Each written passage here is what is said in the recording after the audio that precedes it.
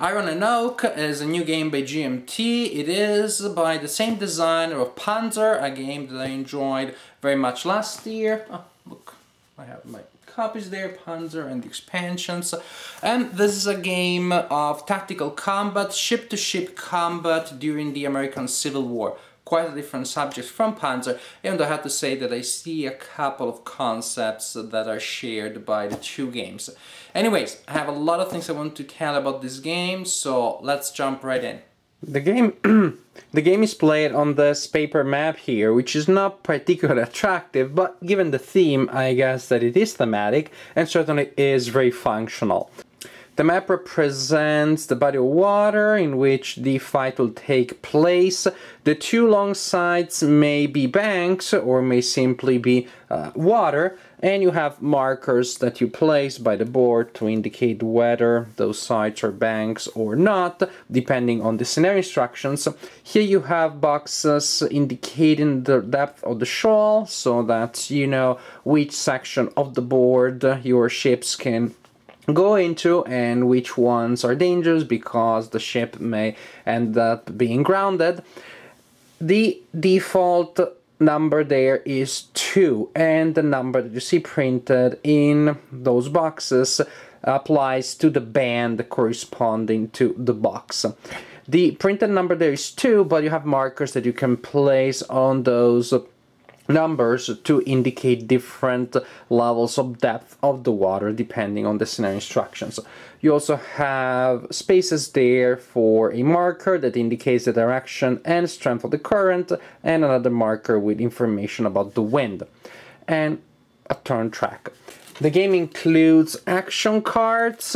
This is not a card-driven game though. These cards simply will create specific effects when they are played, and the players will have different opportunities to use these cards to help themselves or hinder the efforts of the opponent. Some cards apply to movement, some to gunnery. There is a good range of possible effects that the players may generate using those cards.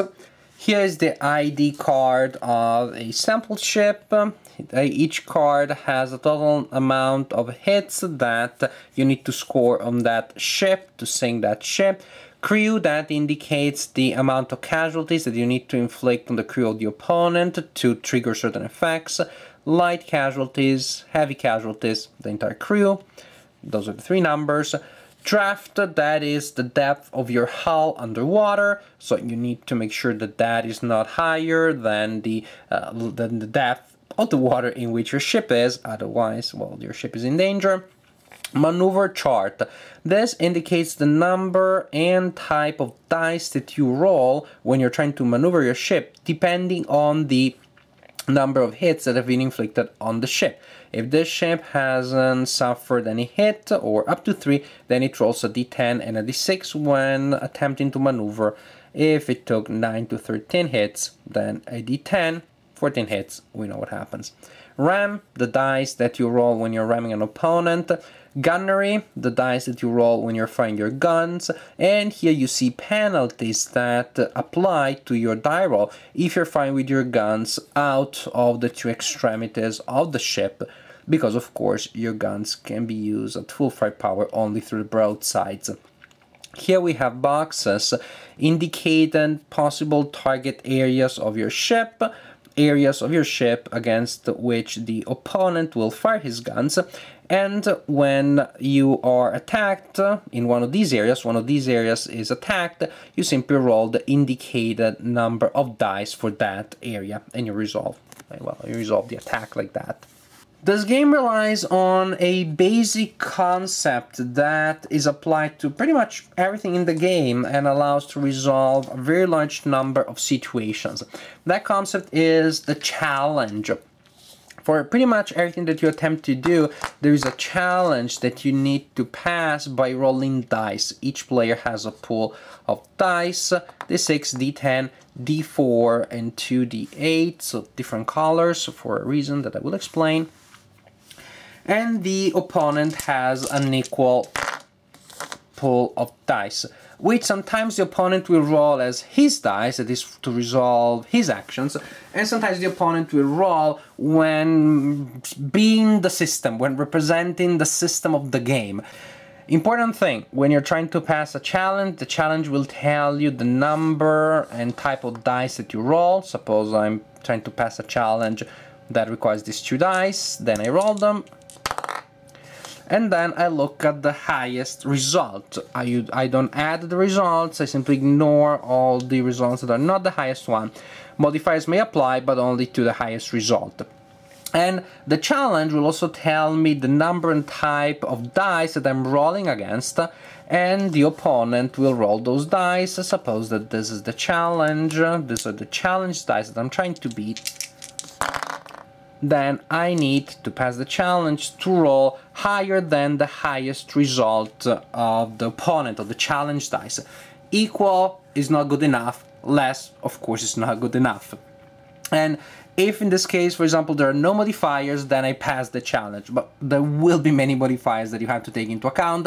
Actually, working around those modifiers is part of the fun of the game. Actually, is really one of the key ideas in the game. You need to create situations in which you will be able to benefit from the best pools of dice and the best sets of modifiers. Each player's turn is divided in several phases. The first one is the status phase, in which you pretty much deal with the consequences of things that happened in the previous turns.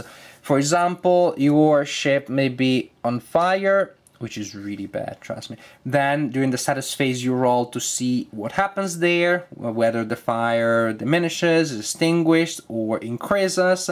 If it reaches level 5, there are several types of levels from 1 to 5. If it reaches level 5, then it's huge trouble. You may have damage from previous attacks. For example, say your smokestack was damaged, maybe your ram was damaged, and this is when you may attempt to roll to see if you are able to repair some of those damages. The status phase is also when you may deploy a repairs party. That's a choice that you make there. It is great because, of course, it helps you with all this mess, but at the same time, that means that you will have penalties later in the game, for example, during the combat phase, because part of your human resources have been invested here and they're not doing something else somewhere else. It may also be that there is a smoke marker on your ship, maybe light smoke, maybe heavy smoke. That depends on several results. After the status phase, you need to issue orders to all of your ships. Each ship comes with a set of 4 cards. Each card can be read on 1 or 2 sides, indicating different sets of orders. You simply choose the order that you want your ship to follow, and you assign it to the ship by placing the order card by the ship with the order that you intend to execute by the ship itself. This way you commit to the actions that your ships will perform during the turn. You have to commit before you start resolving any of your actions. And then you simply reveal the card and execute the order. Possible maneuvers are, well, to do nothing, or to drift with the current, to move by 1 box, like this, and you can also move diagonally. You can move up to 2 boxes away with a maneuver of level 2, or you can also maneuver within the same space. And you can do fun stuff there. That is, you can try to cross the T with your opponent, which is a cool maneuver, of course, because it allows you to fire with your broadside against the opponent, and the opponent instead will have to suffer the penalties for firing not from the broadsides. You may do that, but if you do that, there's also a chance that then the opponent will try to ram you. You may perform a maneuver that is simply called the opposing maneuver. That will make it harder for the target ship to maneuver correctly next turn. There are just many types of things that you can do here within the same space. But generally speaking, movement and position is pretty abstract, with the exception of some cases in which the orientation of the counters matters. That is, for example, when a ship is crossing the T. In most cases, whether in the same space, the ships are here, here, here, here, it really doesn't matter. Movement is pretty abstract, and again, only some situations are visualized by the position of the counters. What matters is the grid box that the counter is in. But when you're trying to maneuver, you need to pass a maneuver challenge. So you roll the dice on your maneuver table corresponding to the amount of hits that you took, and you're trying to beat the dice rolled by the opponent, but in reality, let's say by the system, and the amount of dice and the type of dice that is rolled depends on your target grid box, on where you're trying to go. Maneuvering within the same grid box, then you roll against a d8 and a d4 to go into an adjacent d8, d6, non-adjacent grid box, d10 and d6. So as you can see, it gets harder and harder, and there is a good list of modifiers coming from general situation on the board, cards that may be played, critical hits, and you apply these modifiers and you see what happens if the active player that is attempting to maneuver manages to pass the challenge. Then the active player can complete the maneuver. After the maneuver, you have the gunnery segment, which works pretty much the same way.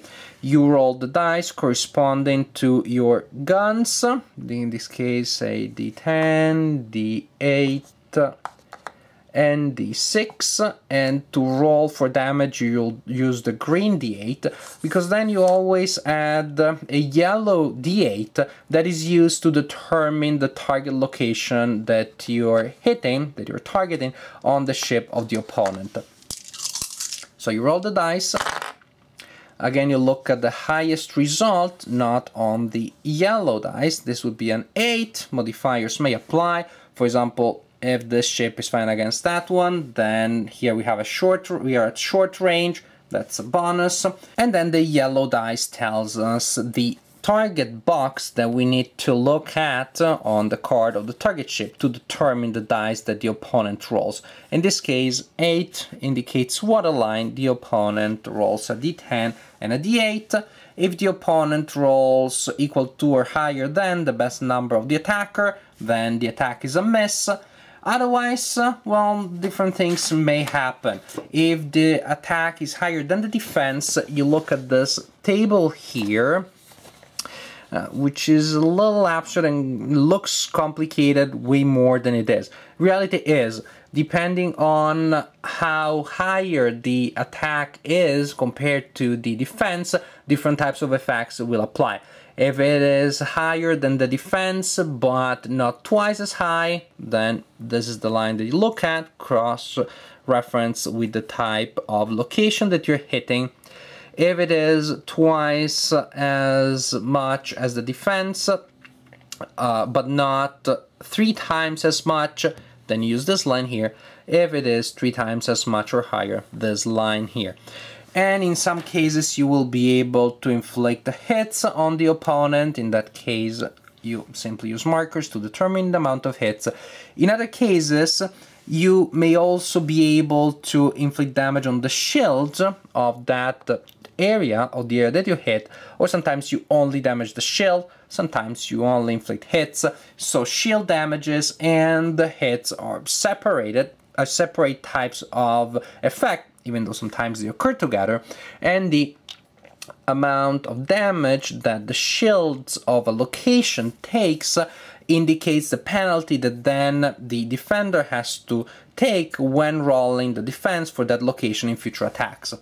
When the attack result is 3 times or higher than the defense result, you also roll on this table here, you roll 2d6, and cross-referencing that with the location of the hit, you will determine the type of critical hit that will apply. And this is when the fun stuff happens. Well, fun for you that inflict that hit, not so much on the opponent. This is when fire may start, the crew may take casualties, armament may be damaged, all sort of bad stuff may happen here. Also, I talked about gunnery, but there are also two other types of attack. One is ramming, and the other one is using spare missiles. Not all ships have the capability to do that.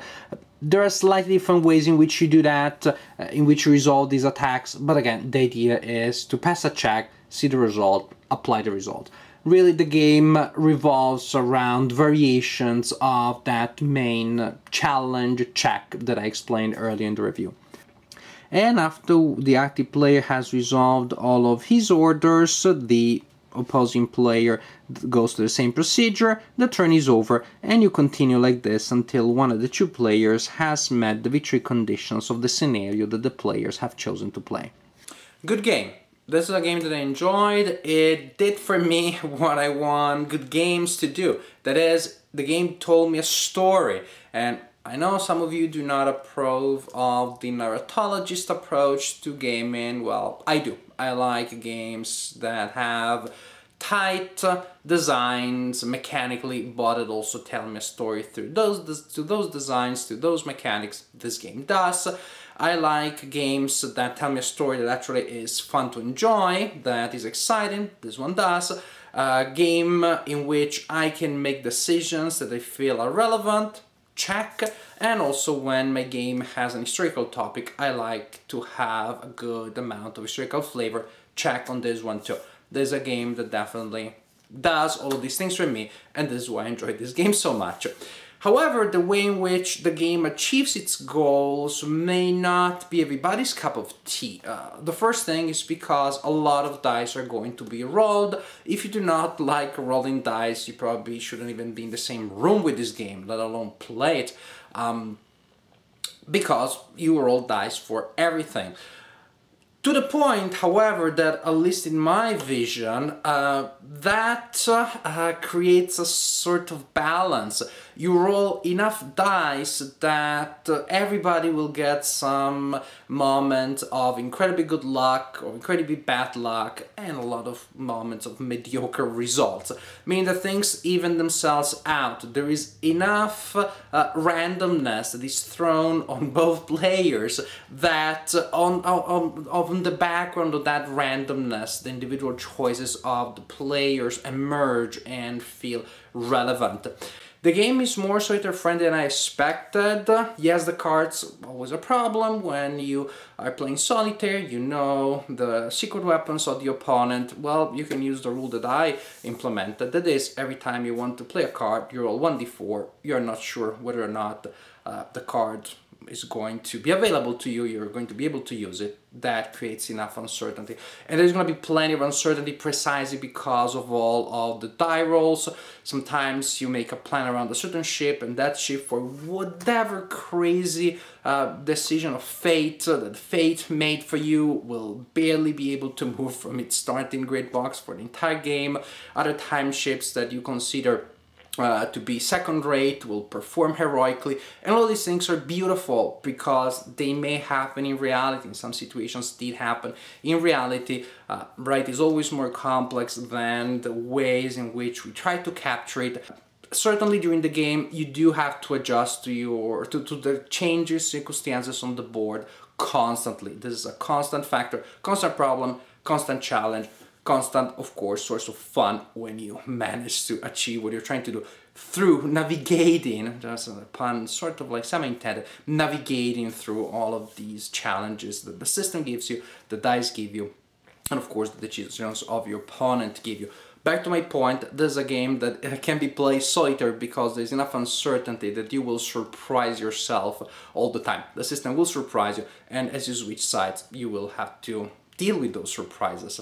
In conclusion, Iron and Oak is a game that I enjoyed very much. The tactical battles are fun. If you want more, you can also link them in campaigns. There is a system to design your own scenarios, but even the ones that are provided here already give you a good variety of situations, a good variety of games that you can play. So, Iron and Oak, I enjoyed it very much. If you enjoy naval games, games about the Civil War, or just games that are not simulations by any means, pretty easy to pick up, but still with a good level of detail, with a satisfying representation of theme, well, I think Iron and Oak may be a game for you.